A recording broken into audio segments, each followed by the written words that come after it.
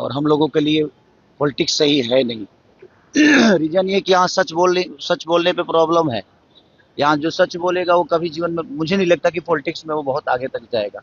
यहाँ सिर्फ झूठे वादे करना आपको अगर आता है तो आप पॉलिटिक्स में आओ। आपको दुनिया को सिर्फ बेवकूफ बनाना है तो आप आओ।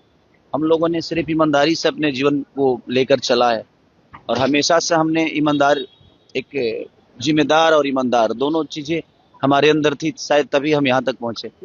और हार का कारण देखिए, अब बिहार की जनता को बदलाव ही नहीं चाहिए, बिहार की जनता को बेहतर कुछ नहीं चाहिए, तो उसके लिए जिम्मेदार कोई नेता नहीं हो सकता, वो आरजेडी नहीं हो सकता। बल्कि मुझे लगता है कि वो जिम्मेदारी कहीं ना कहीं पब्लिक को उठानी पड़ेगी कि अगर उसको बेहतर बिहार चाहिए, उनको बेहतर बिहार अगर दिख रहा है तो सही है, बेहतर बिहार। मुझे लगता है कि मैं बेहतर हूँ और मैं बेहतर अपने जीवन में अपने बच्चों के लिए कर रहा हूँ। अगर बिहार के लोगों को भी अपने बच्चों के बेहतर के लिए करना है तो उनको बेहतर विकल्प के साथ ही जाना पड़ेगा। अगर वो नहीं जाना चाहते हैं, उनको लगता है कि हमारे लिए यही सरकार बेहतर है, तो भाई उनका अपना चुनाव है, उनकी अपनी सोच है, उसके लिए ना हम दोषी हैं और ना कोई सरकार दोषी है। तो बिहार के लोगों को सोचना पड़ेगा जो उनके जीवन में उनके बच्चों के भविष्य के लिए कौन बेहतर सोच सकता है। लैंड मामले में लालू प्रसाद यादव के परिवार को आरोपित तय किया है। तेज प्रताप ने कहा है कि हम लड़ेंगे। बिल्कुल लड़ना चाहिए। मुझे लगता है ना कि जिस उम्र से वो गुजर रहे हैं उस उम्र में ऐसी चीजें उनके साथ नहीं होनी चाहिए। और जहां तक बात है कि उन्होंने बिहार को क्या दिया है, तो आप जाकर गांव में पूछिए कि लालू प्रसाद यादव जी ने बिहार को दिया क्या है। जो अधिकार हमें बोलने के लिए, खटिया पे बैठने के लिए, हमें अपनी आवाज बुलंद करके कुछ कहने के लिए जो उन्होंने दिया है आवाज, जो छोटे वर्ग के लोग थे उनको जो आवाज उन्होंने दी है, मुझे नहीं लगता कि अगर वैसा नेता हमारे बीच में नहीं होता तो शायद हम आज भी किसी न किसी दबाव में जी रहे होते। पर खेसारी जी जो आरोप लगे हैं तो क्या उसे आप बेबुनियाद मान रहे हैं? सच पूछिए ना तो आरोप लगाना ना, अगर आपके पास पावर है ना भैया, तो आप कभी भी किसी पे आरोप लगा सकते हो।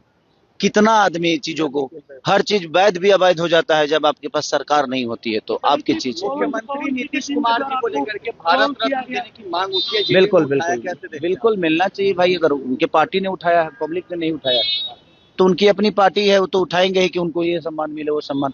और भगवान करे, मैं भी चाहता हूँ कि भाई हमारे अपने जो हैं नीतीश चाचा हम सबके गार्जियन है, हमें गर्व की बात होगी कि अगर उनको भारत रत्न मिलता है तो और अच्छी बात है।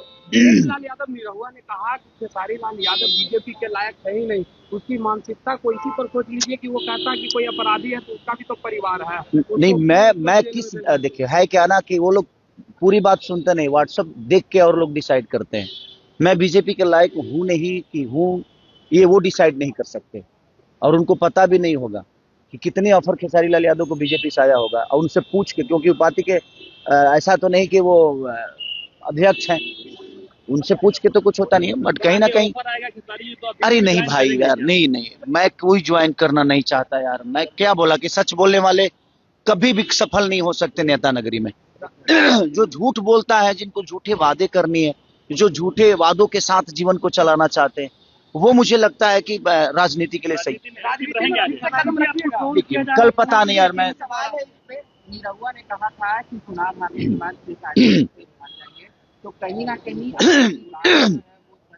अरे भाई सच, अब तो क्या मैं छपरा में रहूं, मेरा काम छपरा में है। इन लोगों ने फिल्म सिटी बना रखी है क्या बिहार में? मेरा काम तो मुंबई में है ना भाई। तो मैं मुंबई जाऊंगा तभी तो दो रोटी कमा पाऊंगा। ये तो रोजगार दिए नहीं और खाली भाग जाएगा, तो कहाँ जाऊं? छपरा में दे दो यार, फिल्म सिटी दे दो, क्योंकि मैं संगीत के बिना रह नहीं सकता।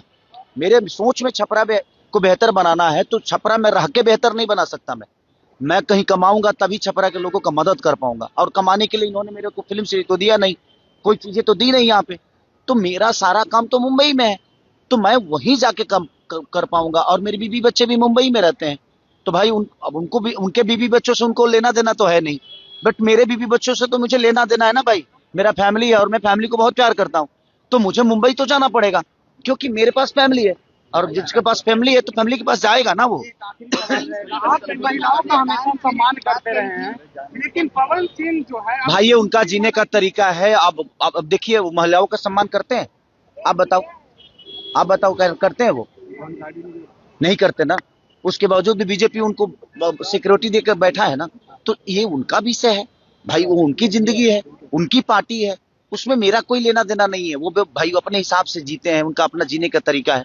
मैं अपने हिसाब से जीता हूँ, मुझे पता है कौन क्या है, तो उसके लिए धन्यवाद। Thank you. 20 बीघा जमीन आपने दिया लेकिन इसका जवाब नहीं दिया गया है। हाँ? आपने 20 बीघा जमीन दान किया है लेकिन इसका जवाब कोई नहीं दे पाए बीजेपी के कोई नहीं दे पाएगा, क्योंकि किसी की कोई देना चाहता भी नहीं है।